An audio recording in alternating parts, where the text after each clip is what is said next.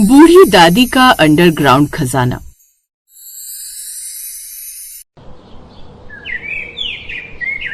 माया सुबह सुबह घर की साफ सफाई कर रही थी, तभी घर के दरवाजे पर किसी की दस्तक होती है। हे भगवान, कौन है सुबह सुबह? माया काम छोड़कर दरवाजा खोलने जाती है, जहाँ उसे एक लड़की शॉर्ट ड्रेस में नजर आती है, जो कोई और नहीं माया की बेटी ही थी। मेरी बच्ची रमा, तू अचानक? हाँ माँ, मैं आप सभी को सरप्राइज देना चाहती थी। लेकिन तेरे तो एग्जाम थे ना, फिर तो इतनी जल्दी कैसे आ गई? माँ, एग्जाम डेट चेंज हो गई थी, तो मैंने सोचा कुछ दिन घर पर रहकर आ जाऊं। मुझे आप सबकी बहुत याद आ रही थी। दोनों माँ बेटी आपस में बात कर ही रही थी कि अचानक से एक बूढ़ी औरत की आवाज आती है। क्या बात है बहू, सुबह सुबह कैसे बातें करने लगी? घर में कोई काम नहीं बचा क्या? अरे मेरी पोती आई है। नमस्ते दादी माँ, कैसी हैं आप? मैं ठीक हूँ, लेकिन ये तूने क्या पहना हुआ है? इतने छोटे छोटे कपड़े? शहर में कपड़े नहीं मिलते हैं क्या पहनने के लिए? मैंने पहले ही कहा था लड़की को शहर मत भेजो। अब शहर जाकर ये बिल्कुल बिगड़ कर आ गई है। राम जाने गांव वाले कैसी नजर से देख रहे होंगे। दादी, आप कभी नहीं सुधरेंगी। जब देखो तब मेरे कपड़ों को लेकर पीछे पड़ जाती हैं। माँ, मुझे बहुत जोरों से भूख लगी है, खाना लगा दो। रमा और दादी की बिल्कुल नहीं बनती थी, क्योंकि रमा पढ़ी लिखी नए जमाने की थी, तो वही उसकी दादी पुरानी सोच वाली औरत थी। लेकिन उसके बाद भी दादी अपनी पोती से बहुत प्यार करती थी। अगले दिन, अरे दादी, आप कब आई? चिंटू, कैसा है तू? मैं तो कल सुबह ही आई थी, लेकिन तुम मुझे घर में नहीं दिखे। कहाँ से आ रहे? मेरे दोस्त के घर में पार्टी थी, तो कल रात में वहीं रुका था। दोनों आपस में बात कर ही रहे थे कि तभी उनकी नजर बूढ़ी दादी पर पड़ती है, जो सबसे छुप छुप कर हाथ में एक झोला लिए धीमे कदमों से बाहर जा रही थी। अरे चिंटू, ये दादी कहाँ जा रही है? पता नहीं, रोज इतने टाइम वो गायब हो जाती है, फिर बहुत देर बाद वापस आती है। अच्छा, ऐसा है क्या? आज दादी कहाँ जाती है इसका पता लगाएंगे। चल देखते हैं। लेकिन दादी ने हमें देख लिया तो बहुत गुस्सा करेंगी। मैं हूँ न छोटे, क्यों डर रहा है? चल मेरे साथ। रमा और चिंटू देखते हैं कि दादी बहुत खामोशी से घर के नीचे बने तहखाने में जा रही थी। कोई देख तो नहीं रहा ना? अगर किसी ने देख लिया तो गड़बड़ हो जाएगी। रमा और चिंटू धीमे कदमों से दादी का पीछा करते हैं, लेकिन नीचे उतरने के साथ ही दादी अचानक से गायब हो जाती हैं। अरे चिंटू, अचानक से दादी कहाँ गायब हो गई? पता नहीं, शायद उन्हें पता चल गया कि हम उनका पीछा कर रहे हैं। कोई बात नहीं, चल जल्दी चलते, खाना तैयार हो गया होगा। रमा और चिंटू वहाँ से चले जाते हैं। कुछ घंटे बाद दादी वहाँ से वापस लौट आती है। चिंटू और रमा दादी को शक की नजरों से देखने लगते हैं। क्या बात है बच्चों, तुम दोनों मुझे ऐसे क्यों देख रहे हो? कहाँ से आ रही हो दादी माँ? कहीं नहीं, बस पड़ोस की कमला से मिलने गई थी। वो मुंबई से आज ही आई है ना। लेकिन माँ जी, वो तो 2 दिन पहले ही वापस आई है, कल ही तो बताया था उसने मुझे। अरे मैं उस कमला की नहीं, पीछे मोहल्ले में रहने वाली कमला की बात कर रही हूँ। और तुम सब मुझसे इतने सवाल क्यों कर रहे हो? खाना लगाओ जल्दी।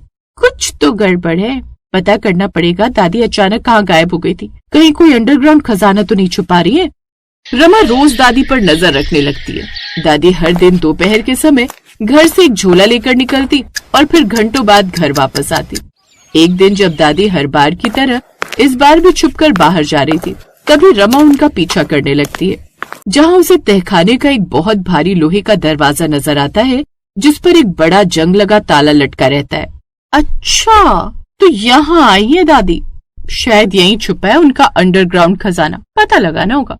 अगले दिन अचानक माया रमा से कहती है, रमा, कभी तुमने दादी को उस तहखाने के अंदर जाते देखा है क्या? नहीं मम्मी, लेकिन मैंने सुना है कि जब वो अंदर होती है तो अंदर से कुछ खटर पटर की आवाजें आती हैं, जैसे कोई कुछ छिपा रहा हो। जरूर कोई पुश्तैनी खजाना है, वरना इस पुराने तहखाने में क्यों जाना, वो भी सबसे छुपकर। मैं भी दादी का 2 दिन से पीछा कर रही हूँ और मुझे लगता है उन्होंने जरूर वहाँ कुछ छुपा कर रखा है। अब तो पता लगाना पड़ेगा। एक दिन दादी का जन्मदिन था। घर में मेहमान थे और दादी थोड़ा व्यस्त थी। माया ने देखा कि दादी अपनी चाबियों का गुच्छा मेज पर भूल गई हैं, लेकिन उसमें तहखाने वाली बड़ी चाबी नहीं थी। दादी जी, आपकी वो बड़ी वाली चाबी कहाँ है? तहखाने वाली वो चाबी, वो तो हमेशा मेरे पास ही रहती है। अब उस चाबी को चुराना पड़ेगा। रात को सब सो गए, लेकिन माया और रमा नहीं सो पाए। उन्होंने पूरे घर की तलाशी ली।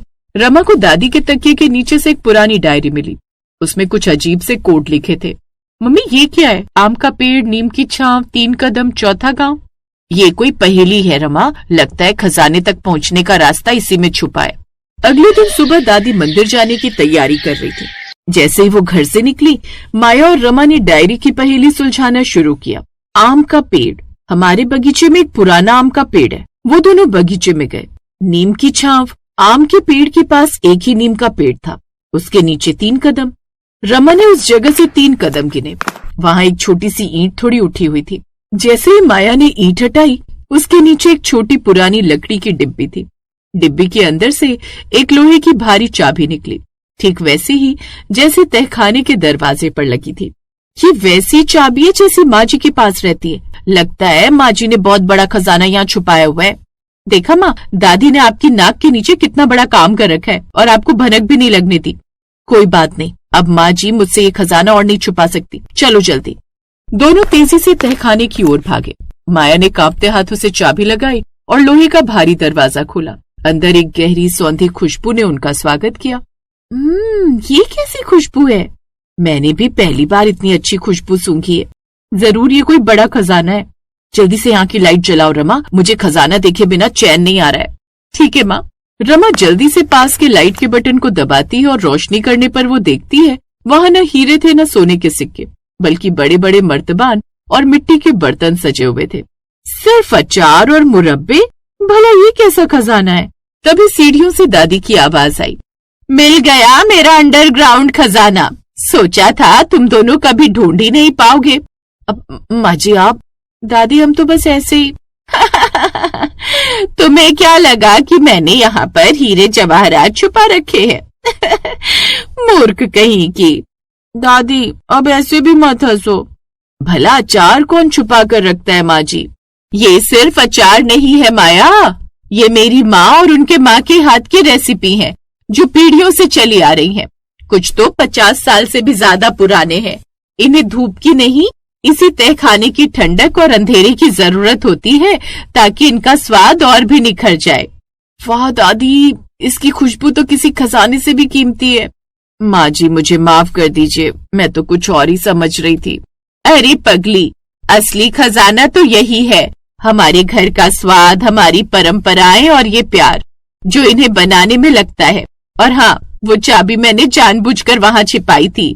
मुझे पता था कि तुम दोनों उसे ढूंढ निकालोगे, क्योंकि सच्चा खजाना वही ढूंढ पाता है जो उसकी परवाह करता है। दादी मैं तो आपको खड़ूस और गुस्से वाली समझती थी, लेकिन आप तो बहुत प्यारी और समझदार हो। जब मेरे पास इतना अच्छा परिवार है तो मुझे खड़ूस और गुस्सा करने की भला क्या जरूरत। दादी कल मैं वापस अपने कॉलेज जा रही हूँ, आप मुझे भी थोड़ा अचार देना और मैं अपने कॉलेज में सबको अपनी दादी के इस अंडरग्राउंड खजाने वाले अचार का स्वाद चखाऊंगी। ठीक है बेटी, ले जाना जितना मन करे। माँ जी क्या आप मुझे भी ऐसा स्वादिष्ट अचार बनाना सिखाएंगी? हाँ हाँ, क्यों नहीं। उस दिन माया को समझ आया कि दादी का खजाना सिर्फ अचार नहीं था, बल्कि वो सदियों पुरानी विरासत थी जिसे दादी ने बड़े जतन से छिपा कर रखा था। और उस खजाने को ढूंढने का रोमांच ही असली मजा था।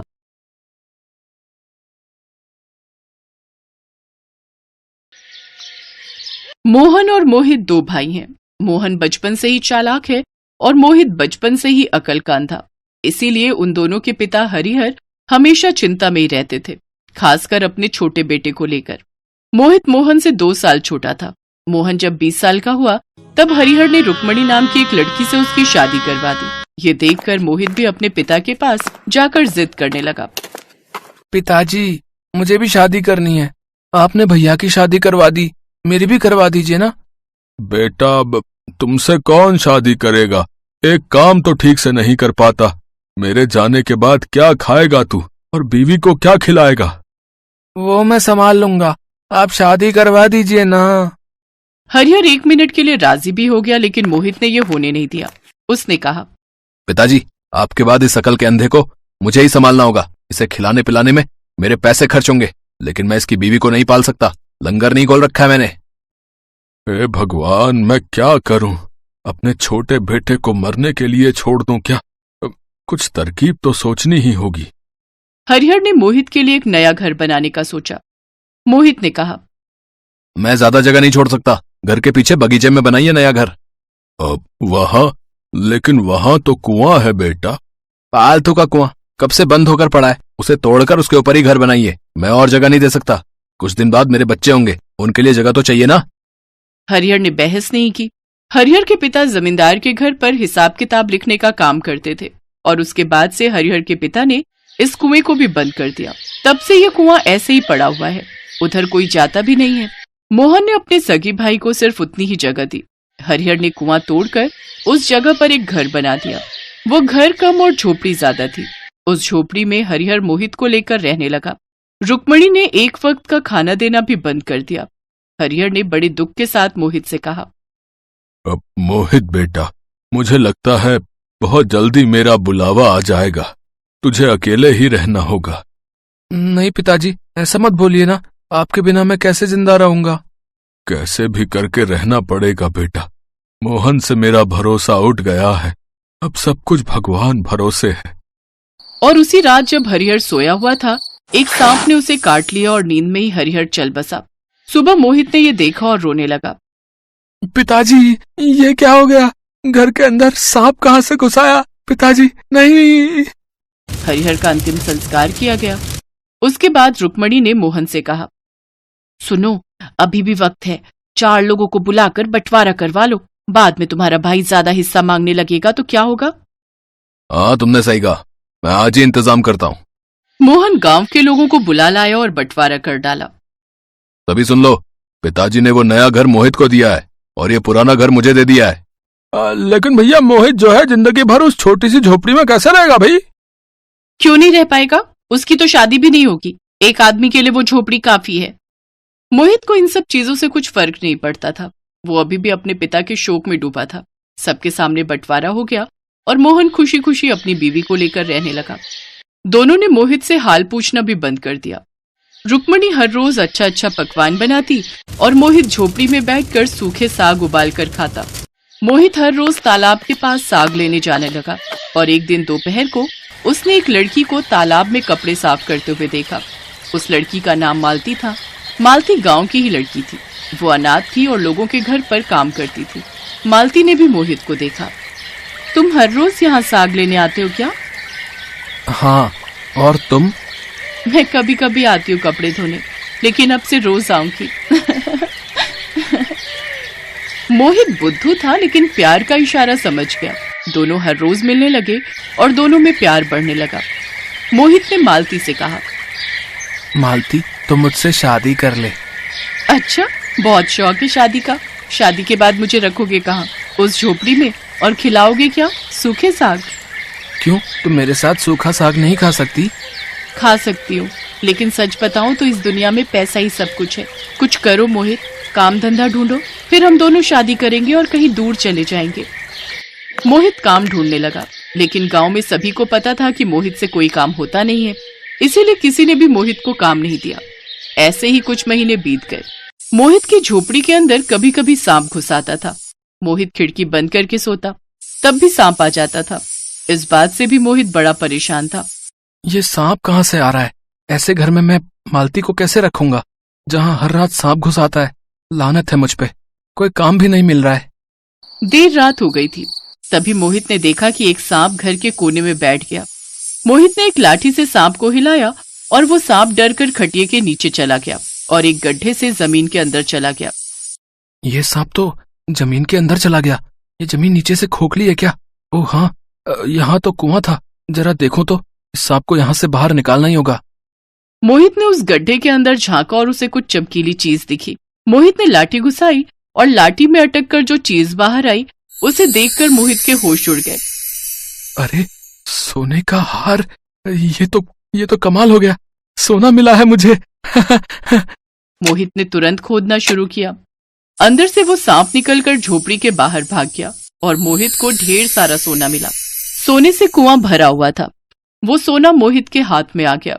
जो हिस्सा मोहन ने मोहित को दिया था, उसी हिस्से में करोड़ों का सोना था। मोहित करोड़पति हो गया और मोहन बस देखता रहा। उसने पूरे गांव को बुलाकर बंटवारा किया था, इसीलिए वो उस सोने पर हक नहीं जमा पाया। उसके खुद के बिछाए हुए जाल में ही वो फंस गया। मोहित ने गांव में अस्पताल बनवाया, स्कूल बनवाया और खुद के लिए एक बड़ा सा महल बनवाया। और फिर उसने मालती से शादी की। गांव में मोहित हीरो बन गया और मोहन पर सब लोग थूकने लगे। इसी तरह मालती और बुद्धू मोहित खुशी खुशी जीवन बिताने लगे। Thanks for watching.